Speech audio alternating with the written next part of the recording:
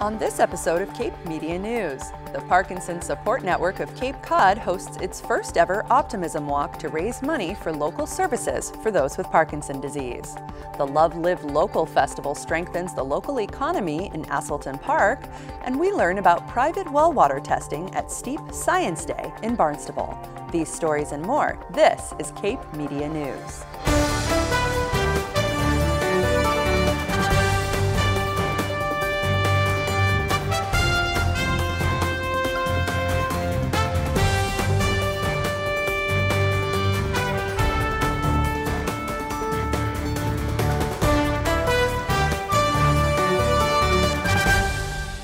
This is Cape Media News, your local authentic newscast for Cape Cod. I'm Gabrielle Rawson. Thank you for joining us.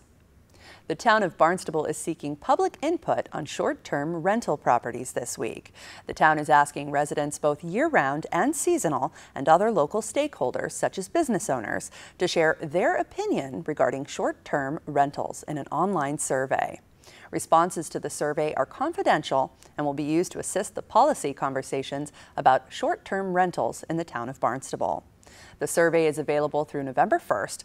To participate, visit www.townofbarnstable.us/short-term rentals. Since spring of 2018, Steep scientists have been studying the effects of PFAS in our drinking water.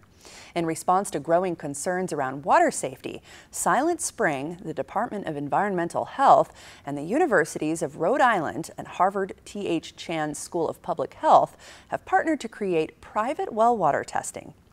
The federally funded research study was developed in the hopes of better understanding how contaminants impact our local groundwater. Steep scientists held 2 public events on Wednesday to share their current findings and to answer questions. Emily Tulloch reports. Do you know what's in your drinking water? It might not be as clean as you think. PFAS are a group of man-made chemicals that have been detected in local groundwater, especially for Barnstable County residents.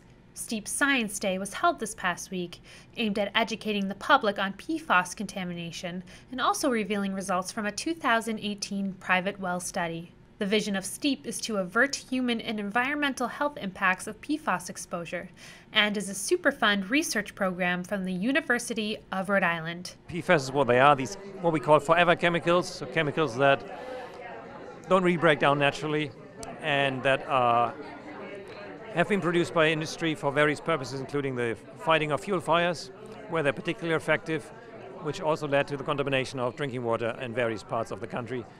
And then, of course, they used to make Teflon, which is used for the pans we use in our households, and they're on all kinds of coatings for stain resistance, textiles, carpets. There's no real way for us to get rid of them unless we put them through high temperature incineration. Silent Spring Institute is a mission-driven scientific research organization that is a part of Steep Science Day and contributed to the discovery of PFAS in drinking water many years ago. So back in 2009 and 2010, we were conducting a study of emerging drinking water contaminants on Cape Cod. We were looking broadly at how hormones, hormone disruptors, pharmaceuticals, and other consumer products may be making their way into drinking water on Cape Cod. And this was before PFAS was a household name and there was a lot of awareness about the extent of contamination. So we did begin by looking for those chemicals in addition to pharmaceuticals and other emerging contaminants, and we found them first in the public wells that we tested and then in a number of the private wells that we tested too, and so we've really been thinking about them ever since. Steep Science Day has focused on testing private wells from Barnstable County to better understand the water quality exposure and impact of this chemical. So back in the spring of 2018, we began recruiting private well owners on Cape Cod to take part in our study. We aim to include a total of 250 private well owners over the duration of our study. And late last year, we collected and tested samples from 101 homes on Cape Cod. These were located all throughout the Cape in 12 different towns and included many of the areas that are served by private wells. So what we were talking about today were the results from that initial round of testing. We've just shared results with participants who've taken part in our study, and we've put those results together to share with the community. Our results suggest that PFAS chemicals are commonly detected in private wells on Cape Cod, and it's certainly not a problem unique to the Cape. Nearly half of the wells we tested had detectable levels of at least one of the chemicals that we looked for. We think that one source could be septic systems. PFAS chemicals are common in consumer products, and so the wastewater that leaves our homes can pick up traces of those from our laundry or from washing items in our home that have these chemicals. And we did see that wells with higher levels of nitrate, and that's a marker of septic system impact, had higher PFAS levels. But there are certainly other sources, areas where certain firefighting foams have been used, landfills and other types of businesses may also be sources, and we'll continue to look at those in the next phase of our study. This project will last for 5 years. If you're interested in having your private well tested, there are ways to get involved. So we'll continue to test water samples from additional homes, so people can still sign up for our study by visiting web.uri.edu/steep/wellwater, and we'll be going out probably over the winter to do the next phase of sample collection. Now we also want to sit back and look at the results in a spatial way to see whether there are any clusters of areas where the PFAS levels were higher, and to look for relationships between certain possible pollution sources and the levels in water. The presentation took place on October 2nd at Barnstable Town Hall. For more information on the STEEP project, visit web.uri.edu/steep. In Hyannis for Cape Media News, I'm Emily Tellick. If you live in Barnstable County and own a home served by a private well, you're invited to take part in the ongoing well water testing program at no cost. You can learn more at the University of Rhode Island's website, uri.edu/steep. Up next, the Parkinsons Support Network of Cape Cod hosts its first ever Optimism Walk.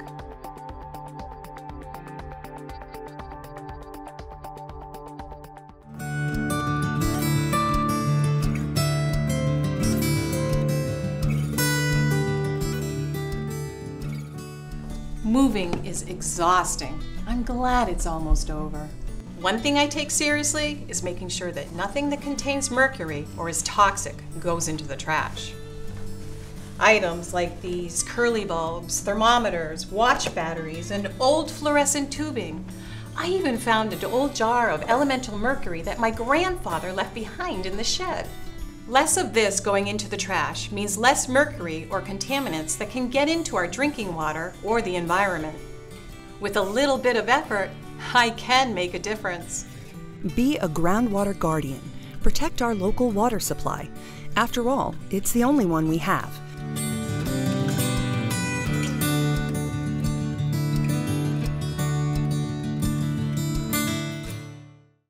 Did you know that every 9 minutes someone is diagnosed with Parkinson's disease? Parkinson's is a progressive nervous system disorder that affects movement and has no known cure. But there is support. The American Parkinson Disease Association and their Massachusetts chapter, the Parkinson Support Network of Cape Cod, offer a variety of services to help people with Parkinson's live life to the fullest. Last weekend, the Parkinson Support Network of Cape Cod held their very first Optimism Walk fundraiser to fund research that looks at the causes, prevention, treatments, and ultimately the cure for Parkinson's. I attended the event at Barnstable High School to learn more about their inaugural walk. Cape Media News reports. It's a disease that impacts more than 2,000 people on Cape Cod. Parkinson's disease affects the central nervous system and often includes tremors, muscular stiffness, and anxiety.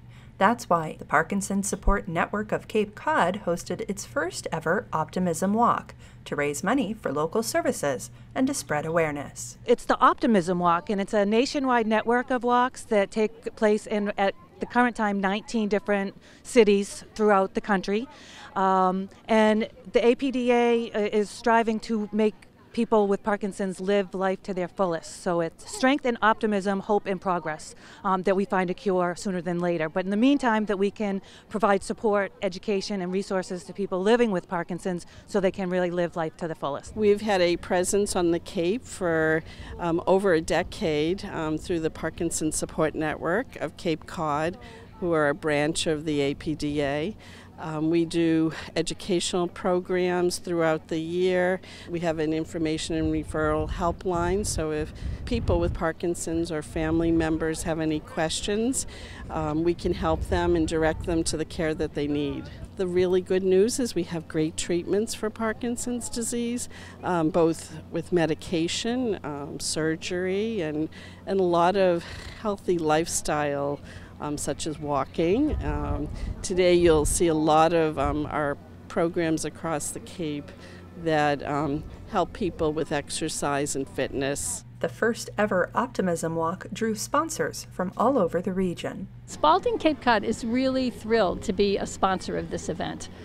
Spalding Cape Cod is actually one of the founding members of the Parkinson Support Network of Cape Cod, which last year we celebrated our 10th anniversary. So we've had a long-standing relationship with the Parkinson Support Network, and now we're also part of the Massachusetts chapter of the American Parkinson Disease Association. So we just have a long-standing commitment to help people with Parkinson's disease try to improve their quality of life and be as functional as possible. Parkinson's disease, is one of those things when you get a diagnosis, a lot of people don't know what to expect. They have their preconceptions, and what we have found over the years with various Parkinson's programs that we've developed is that there is a lot that can be done to improve someone's ability to function day to day with Parkinson's disease. So we're hoping here, by our presence here, to raise awareness for what some of those programs are. All proceeds from the event will be used to support local services for those with Parkinson's on Cape Cod. They will also support education and research for a cure. The funds are going to stay here on Cape Cod to enhance our programs and services, to see, people in wheelchairs, walkers, small children being pushed in strollers, and every age in between, and teenagers and young folk coming out to help. It's a real sense of community, so people really realize that they're not doing this alone. I think, raising funds is important, but really the sense of community and helping people make connections, that's really what we want to see. Awareness. It's all about awareness. Right, there's hope that there will find cures, and there's this camaraderie of those of us who are afflicted with Parkinson's, the wonderful families and supporters and caregivers that share our burden and our journey. And of course it's about education and information, and then sharing the exercise that we all like to enjoy and to slow down the progression of Parkinson's. And of course we all believe there's going to be a cure, and we're hoping to make it happen in our lifetime. The Parkinson Support Network of Cape Cod's inaugural Optimism Walk was held on Sunday, September 29th. In Hyannis for Cape Media News, I'm Gabrielle Rosson. To access services or to learn more about the Parkinson Support Network of Cape Cod or the American Parkinson Disease Association, visit apdaparkinson.org. For almost 150 years, the church at 266 Main Street in Yarmouth Port has stood as one of the finest surviving examples of American Gothic architecture in New England. But it's more than a beautiful building.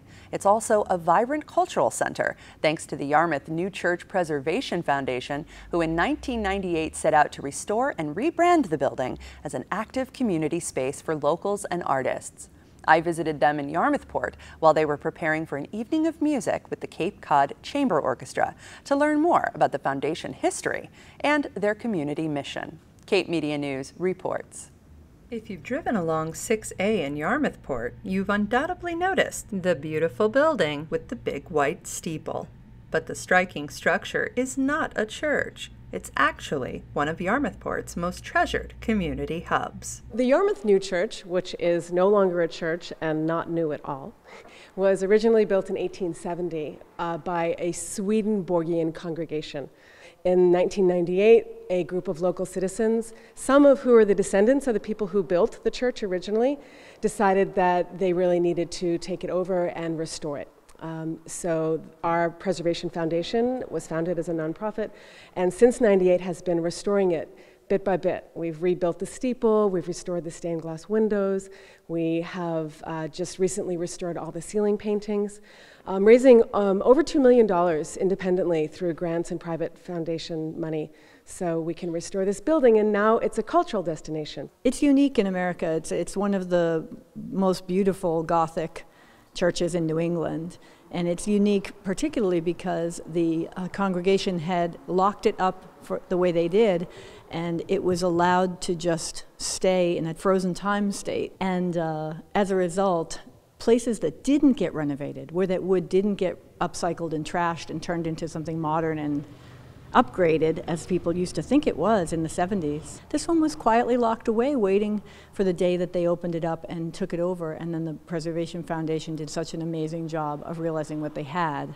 In addition to funding needed repairs, the Yarmouth New Church Preservation Foundation has also hired one full-time staff member to help keep the doors open year-round and to expand the building's community offerings. Some people have lived near here for many years but never were able to come in because the doors are always closed. So now we can have the doors open a lot more because we have someone whose job is here to sort of spread the word and welcome. And although the foundation has made the space available for weddings and other large events, it's also become a well-known spot for up-and-coming musicians and artists who need a space to share their works in progress. And spaces that are available to rent for creative people oftentimes are not accessible to people who are in the process of creating a creative project, because that takes a lot of cash.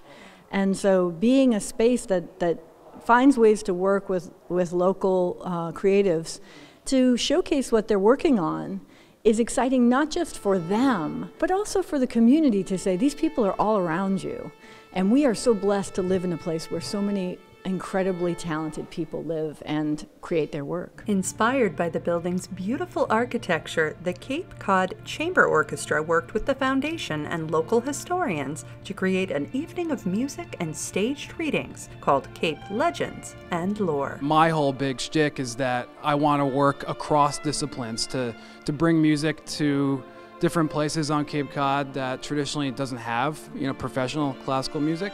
And so we kind of just really connected and came up with this concept to do this Legends and Lore concert. We've worked with the Historical Society of Old Yarmouth and then just some local writers who are going to be standing and speaking in between the music, similar to our Americana music series, where we have music of each different period in American history interspersed with little bits of the history that was motivating that music at the time. What's really interesting is that this building is 1870, and most of the pieces that we're playing today are written around that period of time. When you think back to the end of the 19th century, I mean, what was popular music? Well, it was classical music. That's what people were listening to. There was no jazz really, or rock and roll, and no Taylor Swift yet. So it speaks to the fact that although it's a very long time ago when these pieces were written, they still have a effect on us. Connecting the community with its local history and preserving the building for use by all continues to be the Yarmouth New Church Preservation Foundation's primary mission.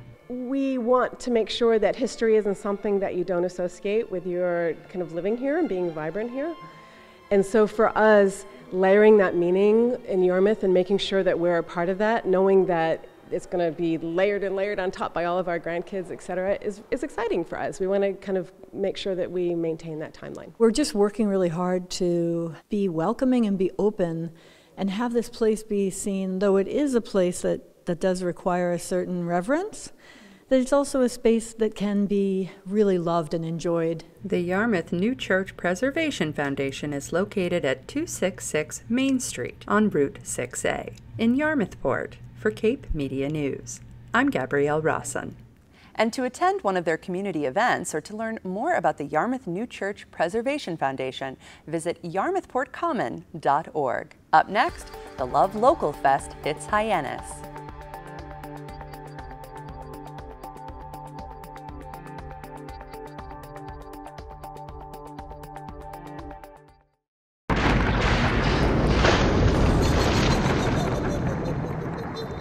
Ahoy there, me mateys of all ages. Captain Lazarus' haunted harbour is now open and ready to chill your bones with fright.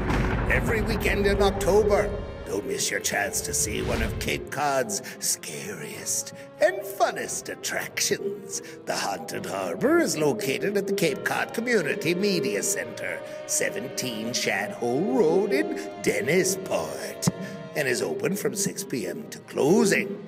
The haunted harbor is a maze of 13 rooms with spine-tingling creatures, monsters, and ghoulies waiting to surprise you around every corner.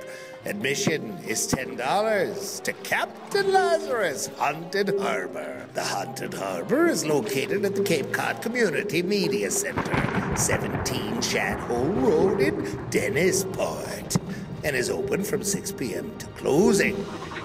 Follow us on Facebook, or we may follow you. Welcome back to Cape Media News. I'm Gabrielle Rawson. Last weekend saw exceptionally beautiful weather, which was great news for local vendors and artisans at this year's Love Local Festival in Hyannis. Love Live Local's annual event featured local artisan crafts, fresh farmed goods, food trucks, and music, making it one of Cape Cod's biggest and best local maker events of the year. Cape Media News visited Aselton Park to learn more about the importance of shopping local. Emily Tulloch reports.